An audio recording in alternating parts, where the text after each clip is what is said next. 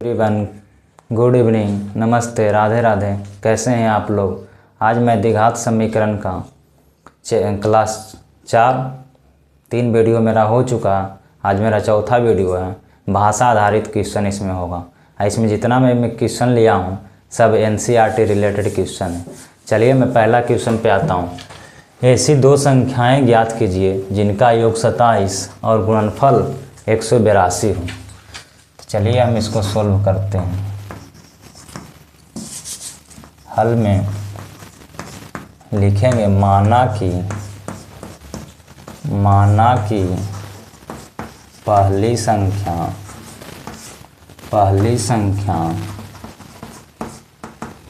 बराबर x तथा दूसरी संख्या बराबर योग कितना दिया हुआ 27, तो दूसरी संख्या हो जाएगा आपका 27 माइनस x।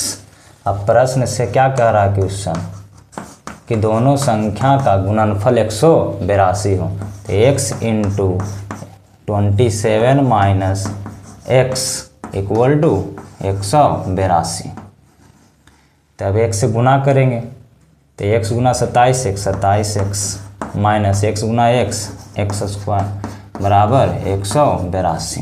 अब इसको सजा करके अरेंज करके लिखेंगे कि minus x square plus 27x, ये जोड़ में इधर लाएंगे तो घटाओ में 182 इक्वल टू 0। अब यहाँ से माइनस कॉमन लेंगे तो यानी कि x स्क्वायर, माइनस कॉमन लेने का मतलब है कि जो माइनस में है वो प्लस में हो जाएगा, जो प्लस में है वो माइनस में हो जाएगा। तो यानी x square minus 27x plus 182 equal to 0। ये माइनस यहाँ गुना में भाग में इधर भेजेंगे तो क्या हो जाएगा, डिवाइड होगा तो यानी कि 0 के बराबर हो जाएगा। तो हम लिख सकते हैं x square minus 27x plus 182 equal to 0। अब इसको आ गया आपका द्विघात समीकरण। कौन समीकरण डेवलप हो गया, द्विघात समीकरण।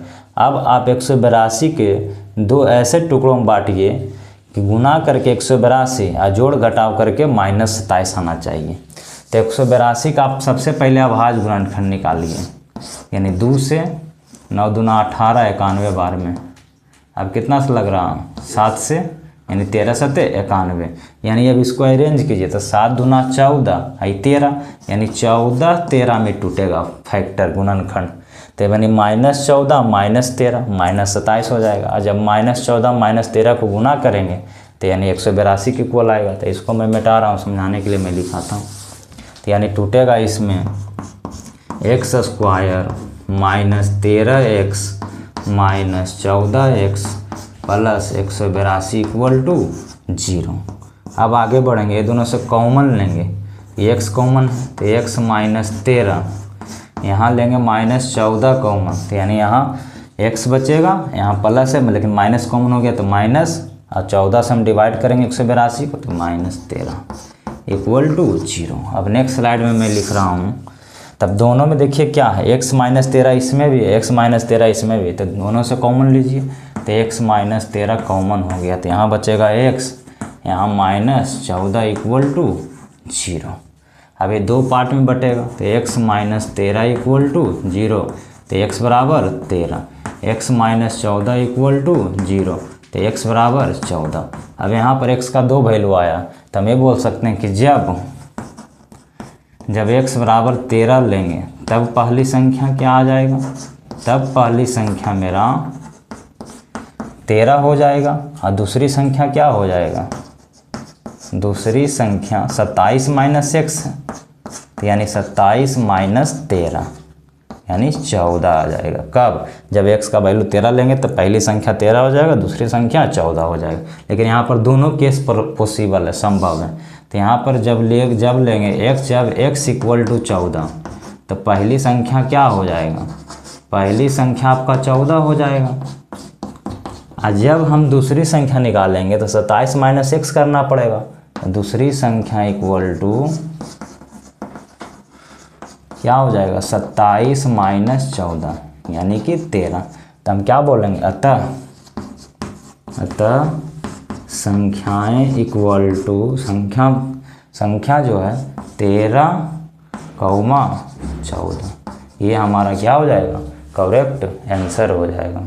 चलिए क्वेश्चन नंबर 2 पे आते हैं। क्वेश्चन नंबर 2 है, दो क्रमागत धनात्मक पूर्णांक ज्ञात कीजिए जिनके वर्गों का योग 365 हो, जिनके वर्गों का योग 365 हो। तो सबसे पहले धनात्मक पूर्णांक, तो यानी कि इसमें जो भी निकल के आएगा वो धनात्मक संख्या को हमको कंसीडर करना है, लेना, यानी ऋणात्मक से हमको मतलब नहीं रखना।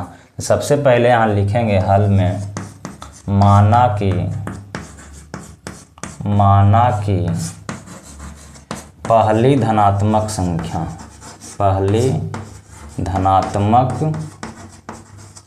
संख्या बराबर x, तो दूसरी क्या हो जाएगा, दूसरी धनात्मक संख्या जो है क्रमागत का मतलब क्या होता है, काउंटिंग।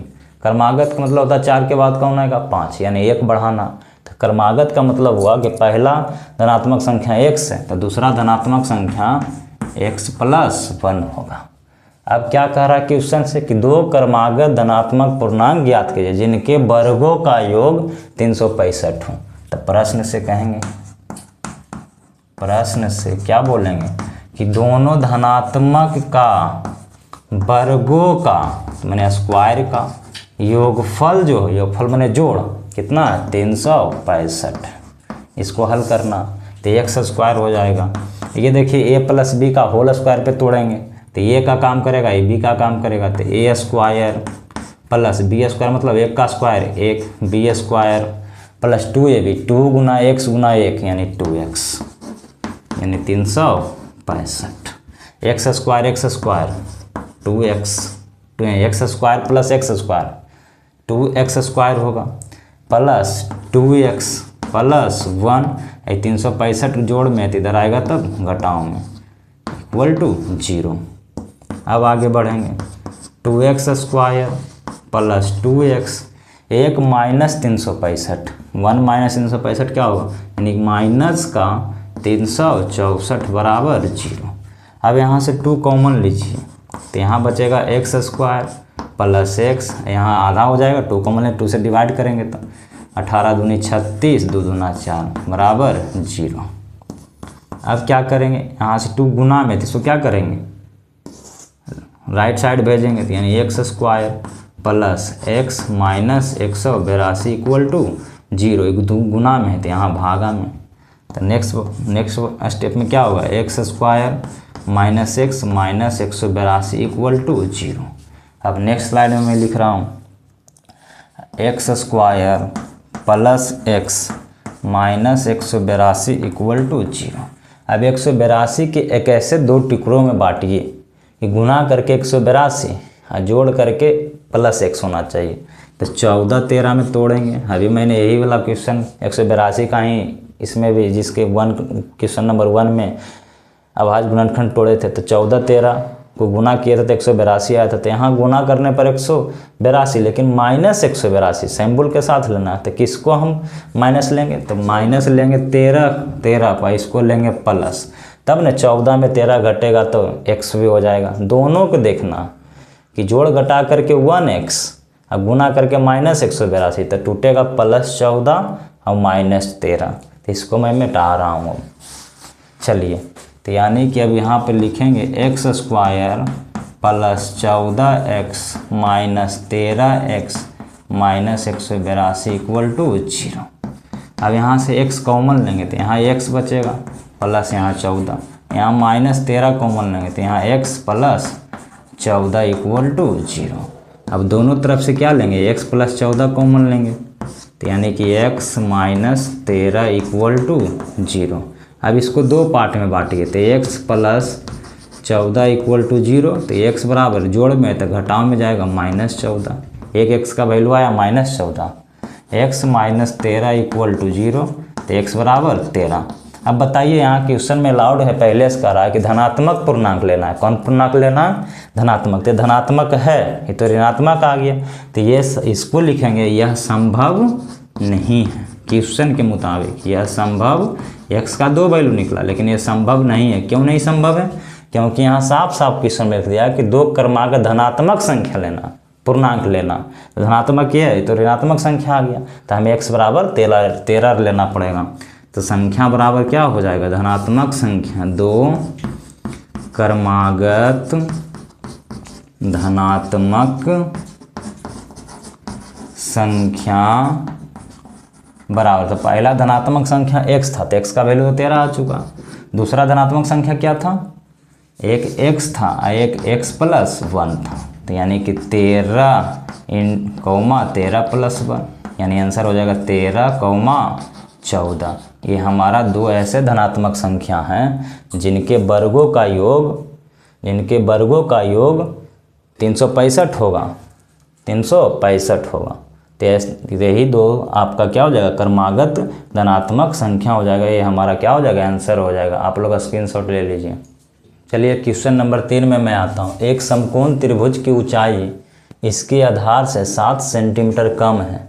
यदि कर्ण 13 सेंटीमीटर हो तो अन्य भुजाएं ज्ञात करें।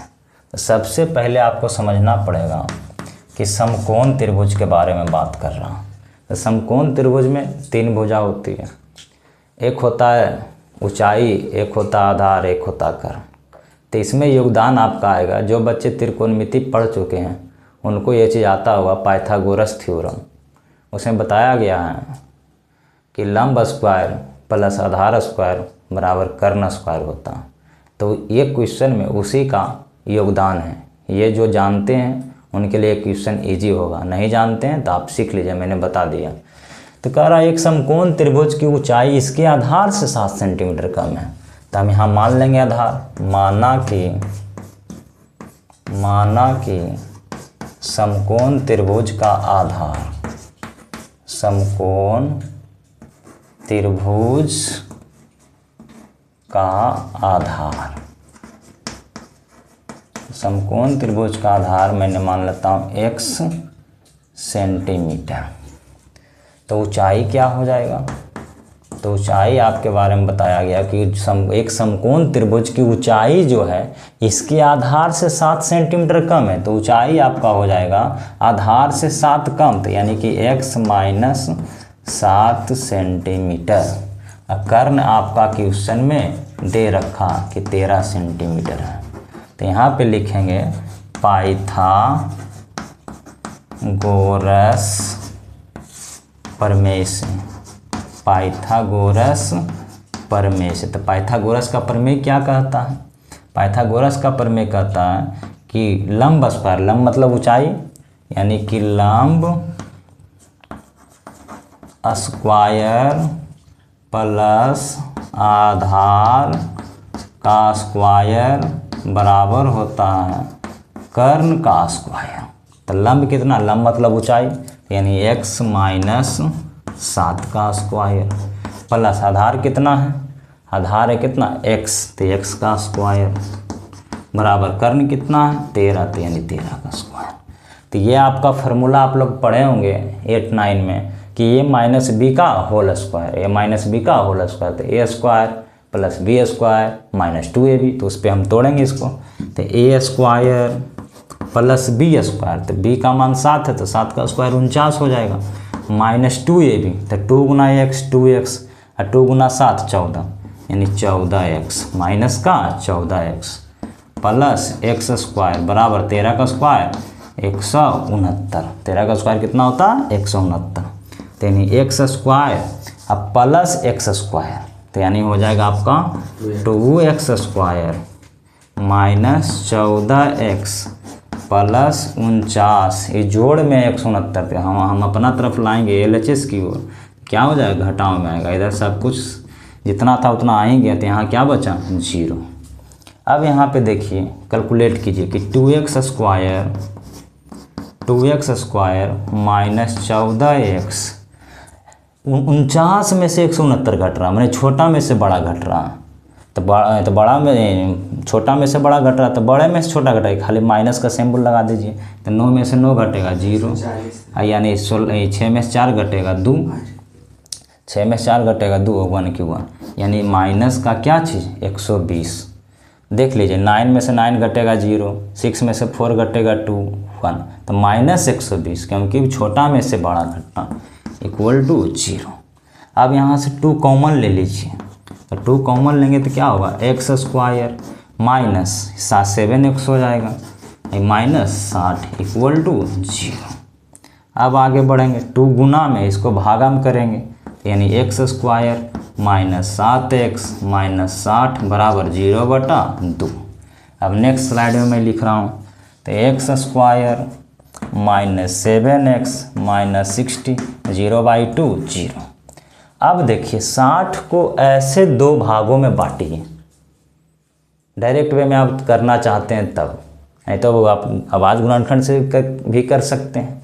आप दिमाग लगाइए कि 60 को 2 ऐसे टुकड़ों में बांटिए जिसको गुना करने पे 60 आ जाए और जोड़ घटाने पे -7 आए।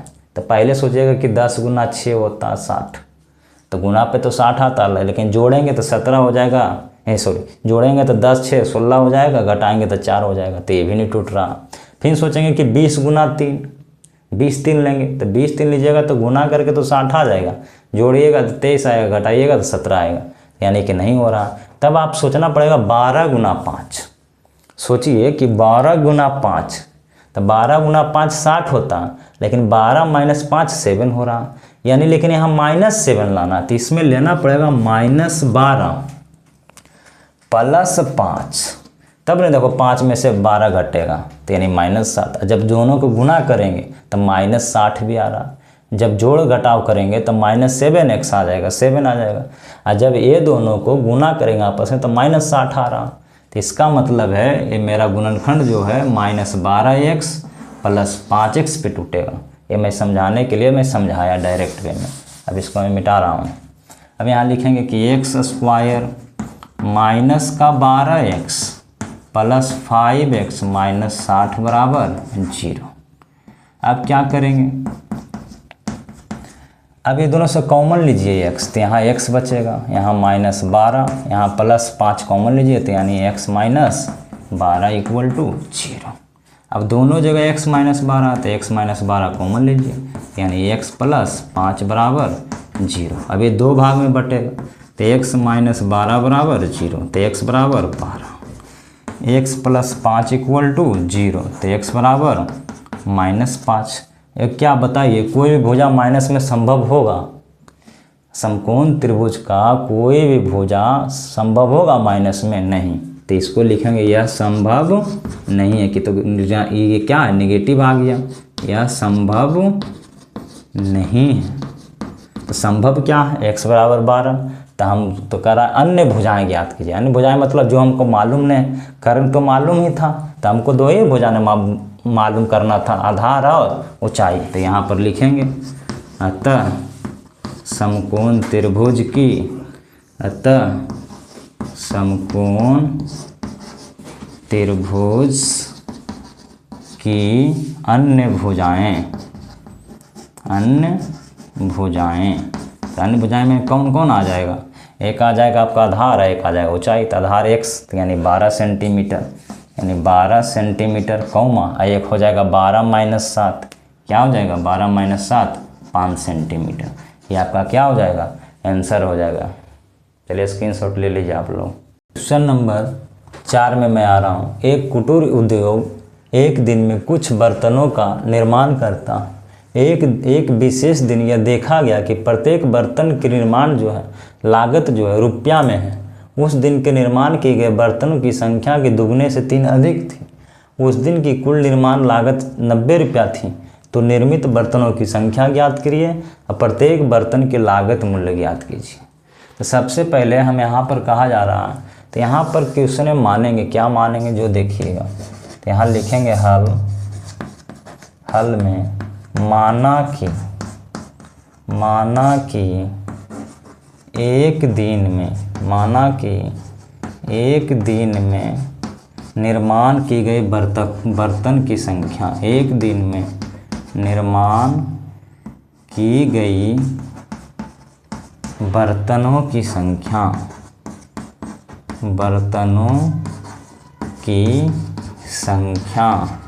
बराबर x। अब कहा जा रहा है कि प्रत्येक बर्तन का जो लागत है उस दिन निर्माण किए गए बर्तनों की संख्या से दुगने से 3 अधिक है। प्रत्येक बर्तन का मतलब तो एक बर्तन का लागत मूल्य। यहाँ पर अब एक बर्तन का लागत मूल्य या मूल्य बोलो, लागत मूल्य का जितना बर्तन बनाया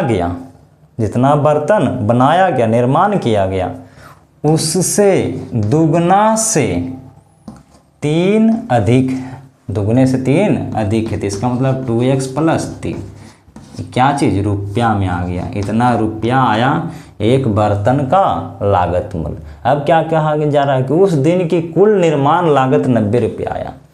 तो यानी कि कुल निर्माण लागत मतलब जितना वस्तु बनाया गया उसमें से एक वस्तु का जितना लागत मूल्य है उसको गुना करेंगे तब ने कुल लागत निकलेगा। जैसे कि मान लिया जाए एक कलम का मूल्य 5 रुपया, 10 कलम का मूल्य कितना होगा 50। तो कैसे किए आप, गुना किए। तो ठीक उसी प्रकार बर्तन एक दिन में निर्माण होता है x बर्तन, लेकिन एक बर्तन का लागत मूल्य जो कह रहा है कि जितना निर्माण बर्तन हुआ उसका दोगुने से 3 अधिक है, तो यानी लागत मूल्य इतना हुआ। अब हम प्रश्न से कहेंगे, प्रश्न से ये दोनों को जब एक बर्तन का लागत मूल्य अब बर्तन की संख्या को गुना करेंगे तो कुल लागत मूल्य आ जाएगा। तो यानी बोलेंगे x गुना 2x + 3 बराबर 90 रुपया। यही ना था, अब गुना कीजिए। x गुना 2x 2x स्क्वायर, x गुना 3x बराबर 90। अब यहाँ पे करेंगे नेक्स्ट स्टेप कि 2x स्क्वायर + 3x माइनस का 90 = 0। अब देखिए, अब आपको क्या करना पड़ेगा कि यहाँ -90 है, x स्क्वायर का कोफिशिएंट कितना है 2 है, तो 2 को पहले गुना कीजिए 90 में तो कितना आएगा 180 -180, यानी 180 को आप लेके भी चलिए कि 180 के 2 ऐसे टुकड़ा में तोड़िए। मैं डायरेक्ट वे में बता रहा हूँ। अब आवाज़ गुणनखंड करते रहेंगे तो दिन भर आवाज़ें गुणनखंड करते रहेगा। अब आप ऐसे सोचिए कि 180 को 2 ऐसे नंबर में तोड़िए, फैक्टर में तोड़िए, गुणनखंड में तोड़िए, गुना करके 180 आ जाए और जोड़ घटा करके 3 आना चाहिए +3x। तो कहिएगा कि 12 और 15, तो 12 15 गुना करो, 15 देंगे 150, 15 दूनी 30, 180। यानी ये दोनों को गुना करने पे क्या आ रहा है 180 आ रहा। लेकिन हमें लाना है +3x, तो इसका मतलब कैसे आएगा, तो यानी प्लस लेंगे 15x और माइनस लेना पड़ेगा 12x, तभी ना गुना करेंगे तो 180 आएगा। लेकिन 180 भी कैसा माइनस में चाहिए, देखो माइनस में आ रहा है, प्लस इंटू माइनस, माइनस 15 गुना 12 180 हो रहा है, माइनस का 180, 90 गुना 2 और जोड़ घटाव करेंगे तो क्या आएगा +3 आ रहा। तो इसका मतलब गुणनखंड जो है 15 12 में टूटेगा। ये बात उनको नहीं समझ में आएगा जो आज क्लास देख रहे हैं। मेरा द्विघात समीकरण का जो गुणनखंड मैं बताया हूँ लेक्चर 3 में, आप उस वीडियो को जाके देखिएगा, उसके बाद आपको एकदम आसानी से समझ में आएगा कि गुणनखंड कैसे तोड़ा जाता या सोल्व किया जाता। तो यानी कि आप समझ गए होंगे कि मेरा जो गुणनखंड जो है टूटेगा 2x square + 15x minus 12x minus 90 = 0। अब यहाँ से आप क्या कीजिए, x कॉमन हो रहा है सिर्फ ये दोनों में, तो x कॉमन होगा तो यहाँ क्या बचेगा 2x प्लस यहाँ x कॉमन हो गया तो 15 बचा। यहाँ से क्या कॉमन हो रहा 6 कॉमन हो रहा, 12 90 में दोनों का HCF 6 होगा, तो यानी 6 कॉमन होता है, 6 कॉमन लीजिए यहाँ, तो 6 कॉमन लेंगे तो माइनस भी कॉमन है, -6 कॉमन हो गया तो कि क्या हो जाएगा 2x, माइनस से कॉमन है माइनस ले लेंगे तो यानी प्लस यहाँ बचेगा, 6 से भागा देंगे कितना आएगा 15 90 में तो यानी 0। देखिए दोनों ब्रैकेट में सेम टू सेम चीज़ आ रहा, 2x + 15 2x + 15। अब नेक्स्ट स्लाइड में मैं लिख रहा हूँ कि 2x + 15 दोनों में है कॉमन, दोनों टर्म में, तो मैंने एक जगह लिख दिया कॉमन लेकर के। यहाँ क्या बचा x, यहाँ -6 बराबर 0। अब ये 2 पार्ट में बटेगा, 2x + 15 = 0, 2x बराबर -15, x बराबर -15/2। इसको हल करेंगे तो x - 6 बराबर 0, तो x बराबर क्या हो जाएगा 6। बताइए कभी भी बर्तन का जो संख्या होगा वो माइनस में हो सकता है, आप ही सोचिए। एक बर्तन होगा, 2 बर्तन होगा, 4 बर्तन होगा, 0 बर्तन होगा, माइनस में थोड़ा होगा। तो हम बोलेंगे कि x का जो 2 वैल्यू आया, एक आया 6 और एक आया -15/2, तो ये संभव नहीं है क्योंकि बर्तन की संख्या माइनस में नहीं होता। तो इस कारण से हम इसको लिख देंगे यह संभव नहीं है। तो संभव क्या है? संभव नहीं है। तो संभव है x बराबर 6, ये वैल्यू आपका संभव है, ये वैल्यू यानी x का वैल्यू 6 आ गया। तो हमें से पूछा जा रहा है क्वेश्चन में कि बर्तन की संख्या बताइए, अब प्रत्येक बर्तन की लागत मूल्य बताइए। तो हम यहाँ पर बर्तन की संख्या कितना माने थे? x माने थे। तो यहाँ बोलेंगे अतः बर्तन की संख्या बराबर x मैंने माना था। तो x का वैल्यू कितना आ चुका है? देखिए x मैंने माना था 6। एक बर्तन का लागत मूल्य बताइए। तो एक बर्तन का लागत मूल्य कितना आया था? 2x + 3 था। तब बोला जा रहा है कि एक बर्तन का माने, एक मतलब प्रत्येक का मतलब एक ही होता है। तो चलिए हम एक नहीं लिख करके प्रत्येक लिख देते हैं। चलिए प्रत्येक बर्तन का लागत मूल्य, तो लागत कितना था? 2x + 3। तो x का वैल्यू आप 6 रखिए। 2 × 6 + 3, तो 6 × 2 = 12, 3 15 रुपया। तो ये दोनों हमारा क्या हो जाएगा आंसर? हमसे 2 सवाल पूछा गया इसमें कि बर्तन की संख्या बताइए, तो आंसर होगा 6। प्रत्येक बर्तन का लागत मूल्य बताइए तो 15 रुपया। आप दोनों गुना करके देखिए 90 आ रहा होगा। तो हम साइड हो रहा हूँ, आप लोग स्क्रीनशॉट लीजिए जल्दी से। चलिए क्वेश्चन नंबर 5 में आता हूँ। क्या एक ऐसे आम की बगीचा बनाना संभव है जिसकी लंबाई चौड़ाई से दुगनी हो और उसका क्षेत्रफल 800 मीटर स्क्वायर हो? यदि है तो उसकी लंबाई और चौड़ाई ज्ञात करें। इस क्वेश्चन में पहले क्वेश्चन दिया गया है और पूछा गया है क्या ये स्थिति संभव है। तो संभव है तब हमें लंबाई चौड़ाई निकालना। तो पहले ये पता करना होगा कि संभव है कि नहीं स्थिति। तो संभव पता करने के लिए सबसे पहले आपको द्विघात समीकरण डेवलप करना पड़ेगा। क्वेश्चन पढ़ करके द्विघात समीकरण डेवलप करना होगा पढ़ करके। तो द्विघात समीकरण डेवलप करना पड़ेगा। उसके बाद क्या करना होगा? उसके बाद आपको विवेचक निकालना होगा। क्या निकालना होगा? विवेचक। d = b² - 4ac। कुछ बच्चे को विवेचक नहीं समझ में आएगा क्योंकि आज पहली बार वीडियो देख रहे हैं। तो उस बच्चे को मेरा एक लेक्चर 3 है द्विघात समीकरण, वो आप देखिएगा तो आपको विवेचक के बारे में पूरा आइडिया लग जाएगा। तो चलिए मैं क्वेश्चन को समझाता हूँ, आपको कोशिश करता हूँ समझाने का। हल में हल में आम की एक ऐसी बगीचा बनाना संभव है जिसकी लंबाई जो है चौड़ाई से दुगनी हो। तो हम मान लेंगे कि माना कि बगीचा की चौड़ाई बराबर x मीटर। लंबाई क्या हो जाएगा? बगीचा का लंबाई तथा लंबाई हो जाएगा आपका, कह रहा चौड़ाई से दुगना है लंबाई। तो यानी x × 2x, x × 2 यानी 2x मीटर। अब क्या बोलेंगे प्रश्न से? क्षेत्रफल कितना है? 800 मीटर स्क्वायर। आयत का क्षेत्रफल कितना होता? आयत का क्षेत्रफल होता है लंबाई गुना चौड़ाई, L × B, जिसे बचपन में आप पढ़ते आए हैं। तो यानी कि लंबाई 2x × x बराबर 800 क्या चीज़? Metre square. तो यानी कि ये हो जाएगा 2x² बराबर 800। अब आप इधर लाइए। अब पहले आप पता कीजिए कि ये बात बनाना संभव है कि नहीं। पहले इसका आंसर देना पड़ेगा। तो यहाँ नहीं लिखेंगे 2x² - 800 बराबर 0। इसमें a का वैल्यू 2, कई भाई 2 के कहाँ से आया? x² को गुणांक को a कहते हैं, x का गुणांक को b कहते हैं। तो x वाला टर्म जो है ये नहीं, तो इसका मतलब b का वैल्यू है 0 और c का वैल्यू है -800। तो पहले ये चेक करेंगे कि संभव है कि नहीं। संभव है तब लंबाई चौड़ाई निकालेंगे। तो संभव पता करने के लिए d का वैल्यू निकालना पड़ता है b² - 4ac। तो b का वैल्यू -800 का स्क्वायर -4 गुना b का स्क्वायर, यहाँ c रखा गया था, b का वैल्यू 0 है तो 0 के स्क्वायर -4 ए का वैल्यू 2, सी का वैल्यू -8। 0 का स्क्वायर 0 हो जाएगा, माइनस माइनस प्लस, 4 दूना 8, 8 4 दूना 8 और 8 8 64, यानी 64 पर 00। तो डी का वैल्यू देखो पॉजिटिव आया, क्या आया? पॉजिटिव। यानी कि मैंने डी का जो वैल्यू है 0 से क्या है? बड़ा है। तो 0 से बड़ा है तो इसका मूल जो है वास्तविक होगा। क्या होगा? वास्तविक होगा। और दोनों मूल जो है अलग अलग होंगे, तो इसका तो आंसर संभव है ही है, या क्योंकि निगेटिव ने 0 से बड़ा है डी का वैल्यू, तो ये संभव है।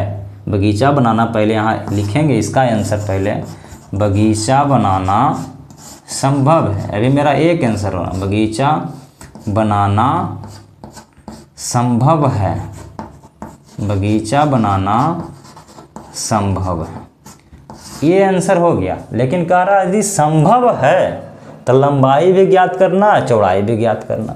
चलो नेक्स्ट स्लाइड में मैं लिखता हूँ। द्विघात समीकरण मेरा कितना था? देखो मैंने डेवलप किया था 2x स्क्वायर माइनस 800 बराबर 0। 2x स्क्वायर माइनस में तो उधर जाएगा प्लस में 800, एक्स स्क्वायर का वैल्यू निकलेगा 800 बटा 2 यानी कितना? 400। तो एक्स स्क्वायर बराबर 400 स्क्वायर में है तो इधर जाएगा प्लस माइनस, रूट हो जाएगा 400। तो x बराबर क्या आएगा? प्लस माइनस 400 का वर्गमूल 20। लेकिन बताओ लंबाई या चौड़ाई माइनस में कभी होगा? x का वैल्यू 2 आया, एक आया +20, एक आया -20। तो x का वैल्यू माइनस में कभी होगा ही नहीं। क्यों नहीं होगा यहाँ x का वैल्यू? क्योंकि बगीचा की चौड़ाई या लंबाई माइनस में नहीं होता। तो इस कारण से मैं x का वैल्यू पॉजिटिव लूँगा, यानी कि x का वैल्यू हम 20 लेकर के चलूँगा। तब पूछा जा रहा है लंबाई बताओ, चौड़ाई बताओ। तो आयत की चौड़ाई कितना आ गया? x मैंने माना था चौड़ाई, तो x का वैल्यू कितना आ चुका है? 20, यानी 20 मीटर। लंबाई मैंने क्या माना था? लंबाई किसने कहा था? दोगुना है चौड़ाई से, तो 20 का दोगुना कितना होता है? 40, 40 मीटर। ऐसे यहाँ भी देख रहे हैं 2x है, यहाँ भी वैल्यू रखिएगा 2 × 20 यानी 40 आ जाएगा। यानी आयत की लंबाई और चौड़ाई कितना हो जाएगा? 20 मीटर, और ये चौड़ाई हो जाएगा 20 मीटर, लंबाई हो जाएगा 40 मीटर। तो ये हमारा परफेक्ट आंसर हो जाएगा। आप लोग स्क्रीनशॉट ले लीजिए, मैं साइड हो रहा हूँ। चलिए क्वेश्चन नंबर 6 पे आता हूँ। क्वेश्चन नंबर 6 है, क्या निम्न स्थिति संभव है? यदि है तो उनकी वर्तमान आयु ज्ञात करें। मैंने पहले स्थिति को चेक करना है कि संभव है, संभव है तब उनकी वर्तमान आयु ज्ञात कीजिए। तो दो मित्रों का मेन क्वेश्चन यहाँ से स्टार्ट है। आपको निर्देश दिया गया कि संभव है तो आप वर्तमान आयु ज्ञात कीजिए। दो मित्रों की आयु का योग 20 वर्ष है। 4 वर्ष बीतने के बाद 4 वर्ष पूर्व मतलब पहले 4 वर्ष पूर्व उनकी आयु का गुणनफल 48 था। तो सबसे पहले क्या करेंगे? मानेंगे हल में, माना कि पहला मित्र का वर्तमान आयु, माना कि पहला मित्र का वर्तमान आयु बराबर x वर्ष, तो दूसरा मित्र का कितना हो जाएगा? दूसरा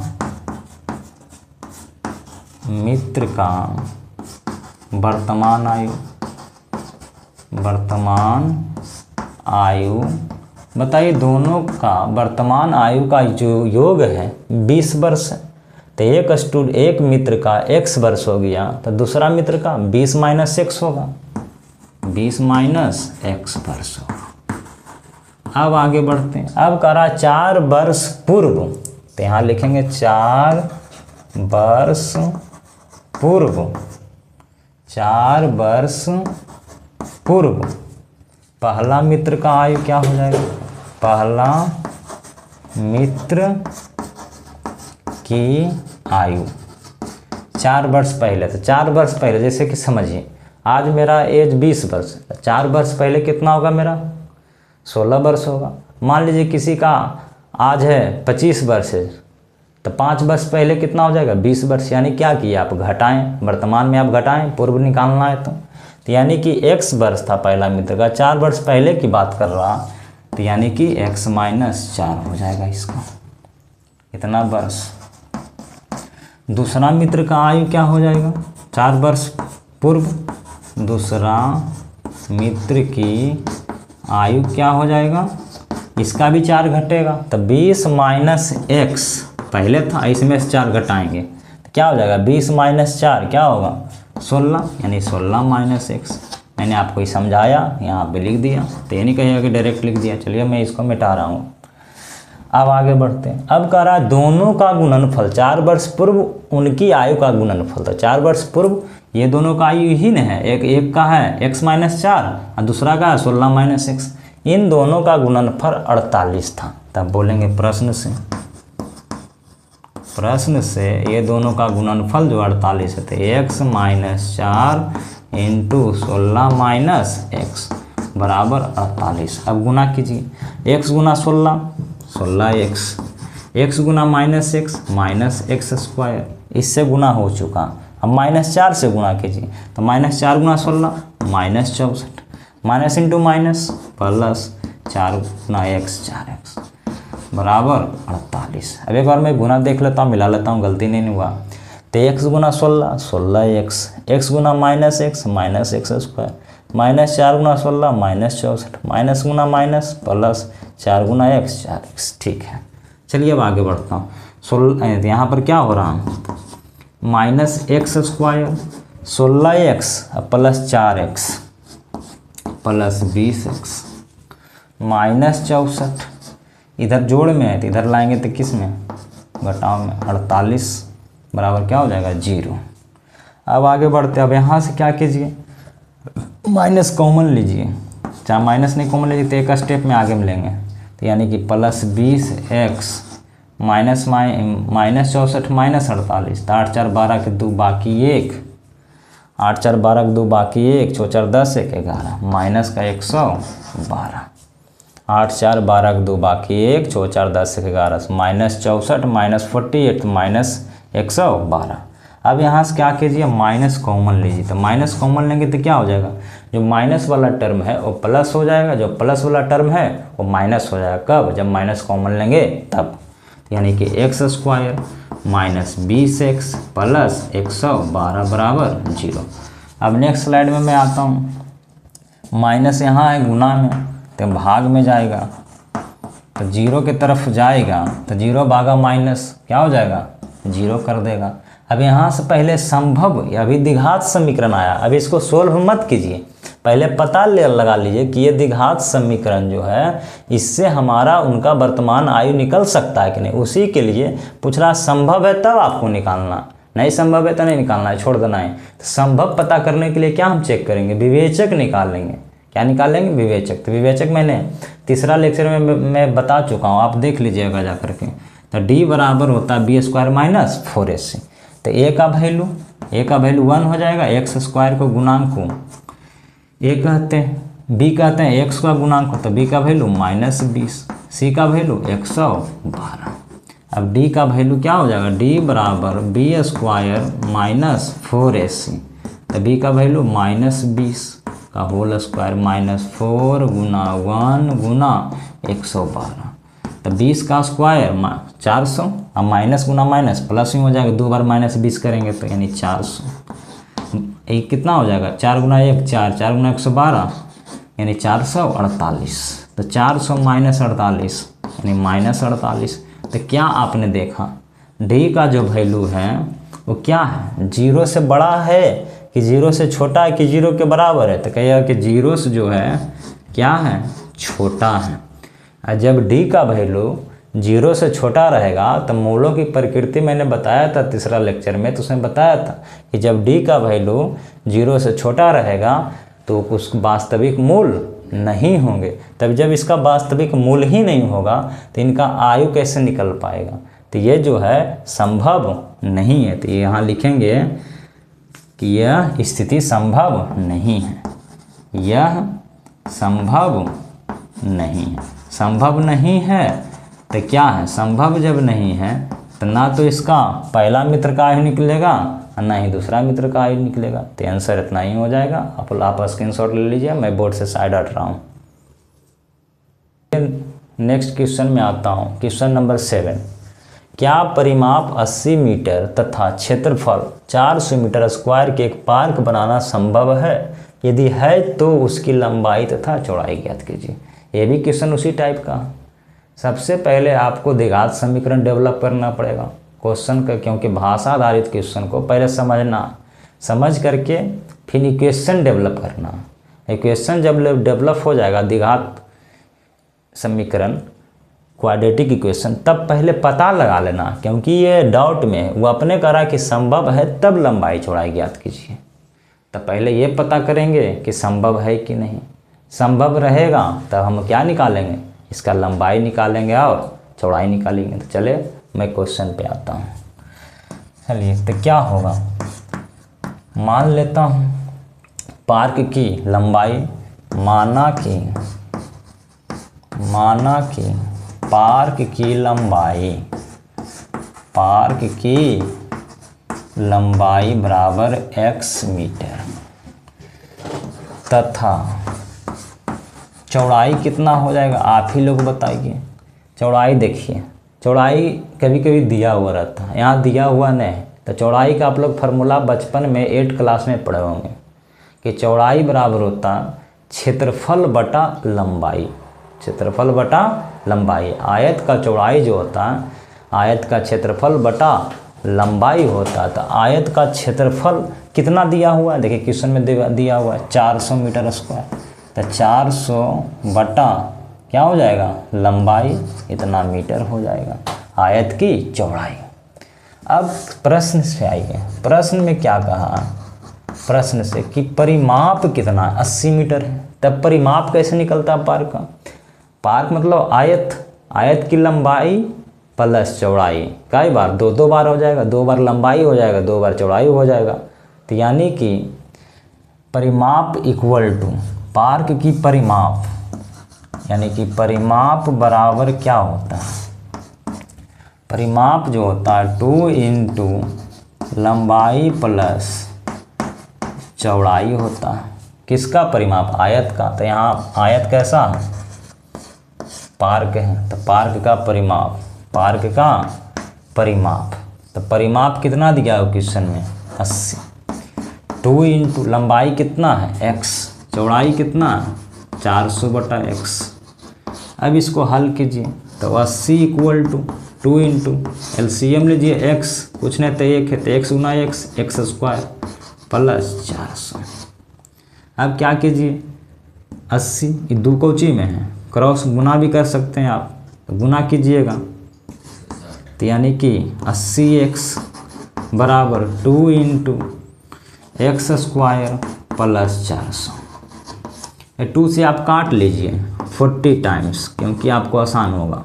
यानी 40x equal to X square plus 400।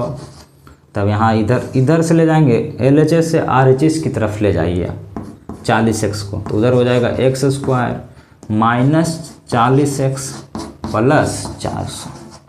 Next slide में आएंगे तो लिखेंगे कि x square minus 40x plus 400 बराबर 0। पहले पता करना पड़ेगा कि ये संभव है कि नहीं, तो यानी d का वैल्यू निकालना पड़ेगा। तो d बराबर होता है b स्क्वायर माइनस 4ac।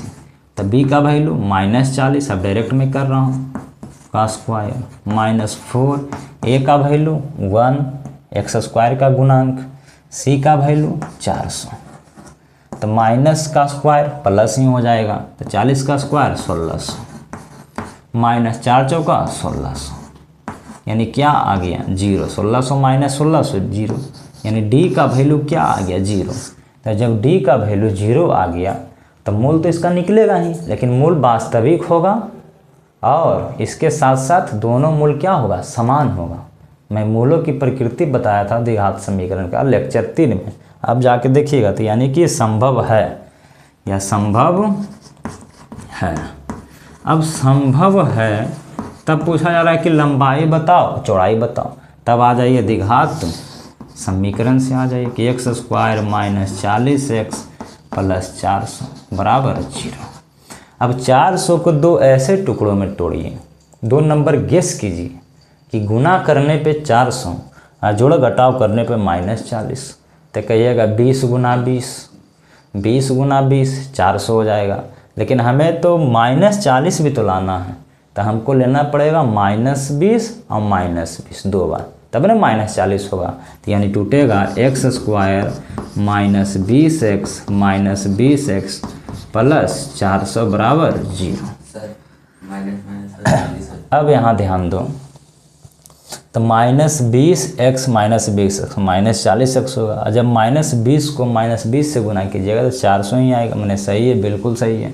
तो यानी x अब कॉमन लीजिएगा तो x माइनस 20, यहाँ से -20 कॉमन लीजिएगा तो x माइनस 20 इक्वल टू 0। मैंने शुरू से ही बताते आ रहा हूँ, जब गुणनखंड सही टूटने का मतलब है दोनों ब्रैकेट में सेम चीज़ आएगा। तो देखिए सेम चीज़ दिख रहा है कि नहीं, कि x माइनस 20।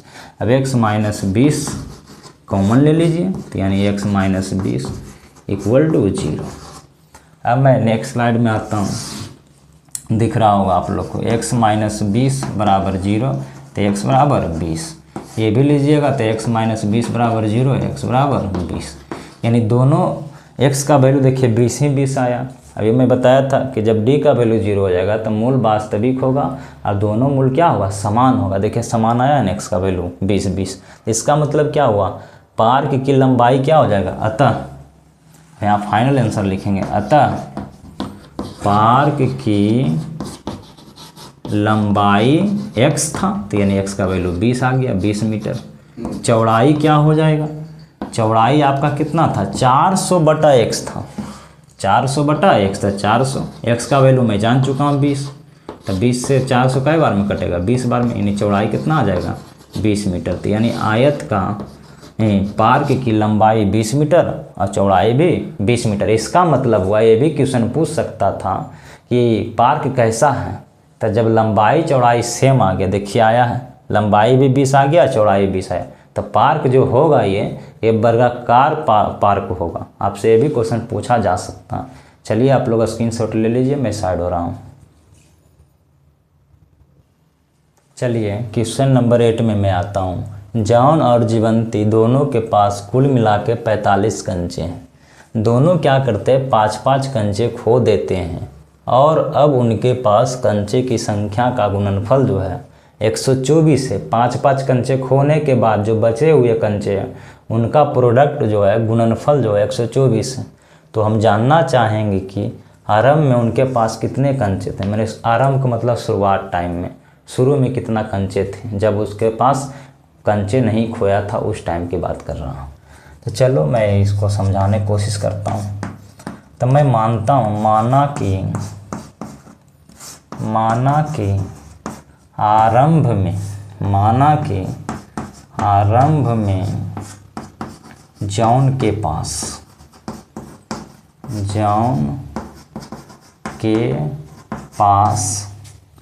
कंचे की संख्या, या कुल कंचे भी लिख सकते हैं, दोनों बात सही है, कंचे की संख्या भी लिख सकते हैं या कुल कंचे भी लिख सकते हैं, कोई दिक्कत नहीं है। x जीवंती के पास कितना हो जाएगा, जीवंती के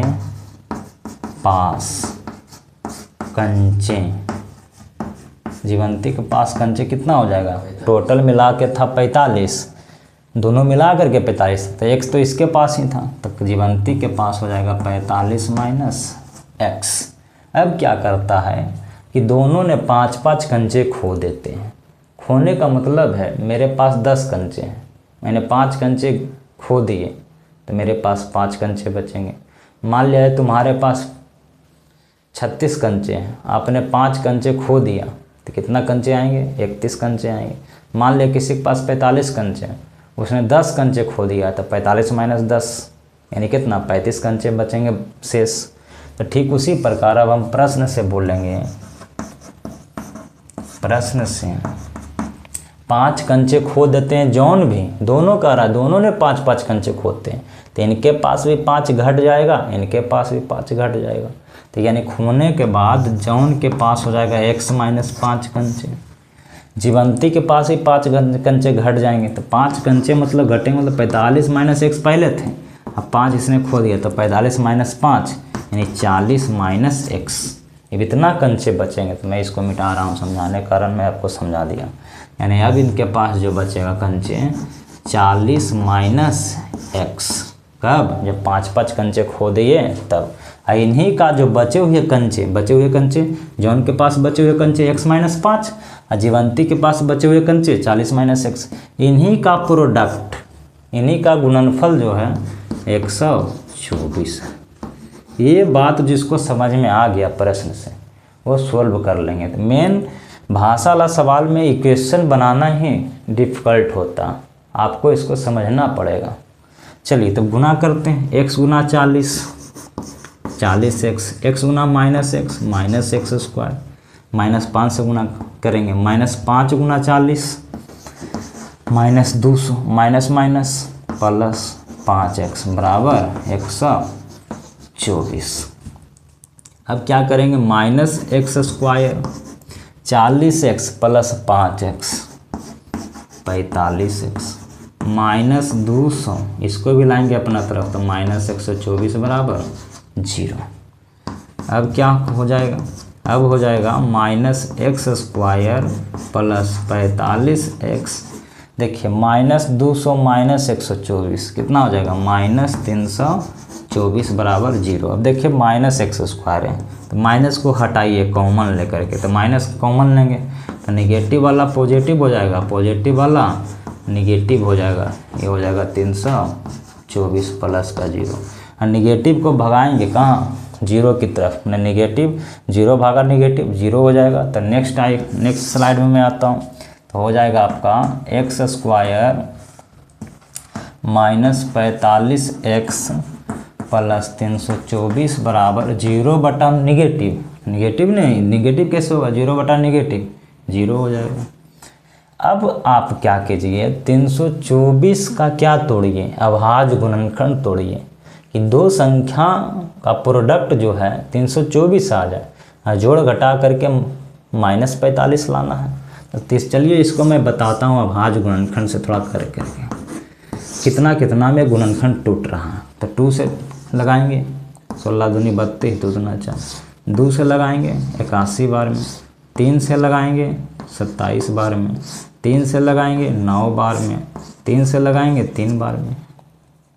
अब हमको 45 बनाना है जोड़ घटा करके, अब गुना करके 324, मैंने जोड़ घटा करके माइनस 45 और गुना करके प्लस 324 लाना।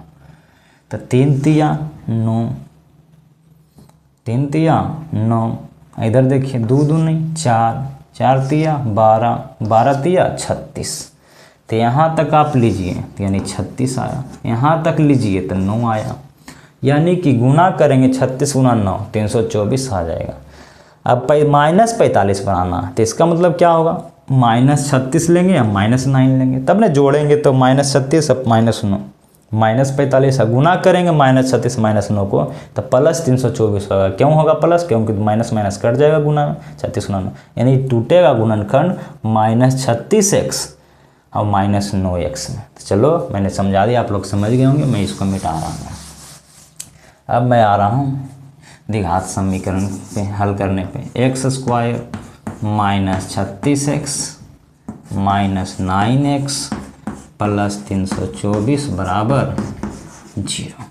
अब ये दोनों से x कॉमन लीजिए, तो x कॉमन लेंगे तो x माइनस 36, यहाँ माइनस 9 कॉमन लीजिए, यहाँ आ जाएगा x, यहाँ हो जाएगा क्या चीज, माइनस कॉमन लिए 9, तो यहाँ प्लस वाला माइनस हो जाएगा, और 9 से भागा दीजिएगा, तो 9 तिया 27, यहाँ 5 बचा होगा, 5 पर 4 54, 9 छक 54, यानी देखिए दोनों ब्रैकेट में सेम टू सेम दिख रहा, यानी x माइनस 36 क्या लेंगे, कॉमन लेंगे, तो क्या आ जाएगा x माइनस 9 बराबर 0। अब ये दो पार्ट में बटेगा, माइनस x माइनस 36 बराबर 0, तो x बराबर 36, x माइनस 9 बराबर 0, तो x बराबर 9। देखो यहाँ पर दोनों वैल्यू जो है पॉजिटिव आया है, इसका मतलब दोनों वैल्यू संभव है। तो यहाँ पर जब हम x बराबर 36 लेंगे तो जौन के पास आरंभ में हो जाएगा 36 कंचे, जब x का वैल्यू 36 लेंगे तो जीवंती के पास हो जाएगा 45 माइनस 36 9 कंचे हो जाएगा। जब x बराबर 9 लेंगे तो जॉन के पास हो जाएगा 9 गो और इसके पास हो जाएगा 45 माइनस 9 यानी 36 कंचे। तो इसमें 2 स्थिति, कितना स्थिति है 2। जब हम x बराबर 36 लेंगे, जब x बराबर 36 लेंगे तो जॉन के पास कितना हो जाएगा कंचे, जॉन के पास कंचे कितना हो जाएगा आरंभ में, जॉन के पास कुल कंचे 36 हो जाएगा। जीवंती के पास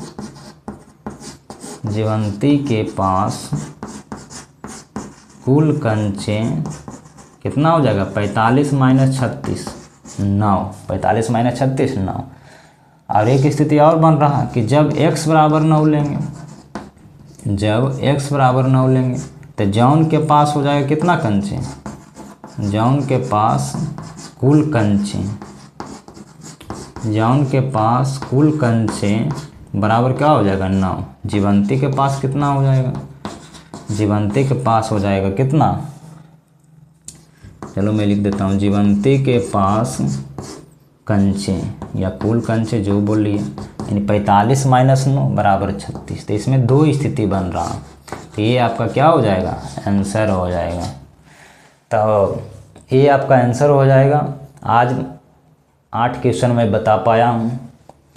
ये NCERT का निचोड़ क्वेश्चन था, एक भी क्वेश्चन में छोड़ा नहीं। आपको लैंग्वेज बेस जितना भी क्वेश्चन NCERT में बुक में दिया गया है, ये जो मैंने जॉन जीवंती वाला बताया, ये तो बहुत इम्पोर्टेंट क्वेश्चन है, बहुत इम्पोर्टेंट क्वेश्चन है। ये एग्ज़ाम बोर्ड एग्ज़ाम में आता ही हमेशा आते रहता है, 1-2 साल गैपिंग करके। NCERT का क्वेश्चन जो होता है वेरी इम्पोर्टेंट होता है। ये बिहार बोर्ड की तो है ही है, लेकिन पूरा नेशनल बोर्ड ने NCERT मेरे पूरे जितना भी स्टेट बोर्ड है, CBSE बोर्ड है, सब में ये क्वेश्चन आते रहता। तो आप लोग क्या कीजिएगा, नेक्स्ट वीडियो मेरा, अब ये हमारा पूरा द्विघात समीकरण का सीरीज मेरा कंप्लीट हो चुका है, ये लास्ट वीडियो था। अब मेरा आएगा अर्थमेटिक प्रोग्रेशन पे वीडियो आएगा, समांतर श्रेणी पे। तो आप लोग का पढ़ाई अच्छा लगा, आप इसको वीडियो को स्किप करके नहीं देखिएगा तो ज़्यादा बेटर आपको समझ में आएगा। तब आपको नेक्स्ट वीडियो AP का देखने का मिलेगा। तब आपको वीडियो मेरा अच्छा लगे तो मेरा वीडियो को क्या कीजिए, लाइक कर दीजिए, चैनल को सब्सक्राइब कर लीजिए, अपने दोस्तों के पास शेयर कर दीजिए। और जहाँ भी आपको कोई प्रॉब्लम है तो आप कमेंट करके पूछ सकते हैं। तो आज भर के लिए इतना ही, बाकी बातें नेक्स्ट क्लास में करेंगे। जय हिंद, जय भारत।